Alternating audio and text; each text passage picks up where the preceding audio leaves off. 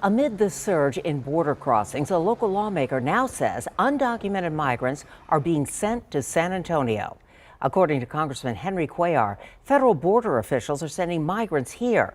But Mayor Ron Nirenberg says the city has not received word about asylum seekers being bused to the Alamo City. Obviously, we are going to meet needs as they arise. 2 years ago, the city of San Antonio set up a resource center near the downtown Greyhound bus station to help with an influx of migrants. The mayor says that resource center would not be COVID compliant at this point, so the city would have to figure out alternatives. This comes as Border Patrol agents in the Rio Grande Valley are dealing with large groups of migrants. They tell us groups of more than 100 families and children are arriving at the Texas border.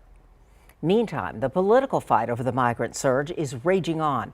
Republican lawmakers blame President Biden's immigration policies. That includes Congressman Tony Gonzalez, who represents part of San Antonio and a large stretch of the border. My district is over 800 miles of Texas and Mexico border. I'm on the border every single week. And what I've seen is this administration's open border rhetoric has caused a crisis. And I urge this administration to listen to those that are on the border, Democrats and Republicans alike.